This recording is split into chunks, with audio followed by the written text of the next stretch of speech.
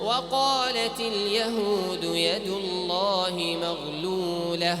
غلت أيديهم ولعنوا بما قالوا بل يداه مبسوطتان ينفق كيف يشاء وليزيدن كثيرا منهم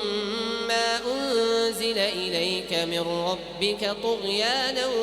وكفرا وألقينا بينهم العداوة والبغضاء إلى يوم القيامة كلما أوقدوا نارا للحرب أطفأها الله ويسعون في الأرض فسادا والله لا يحب المفسدين.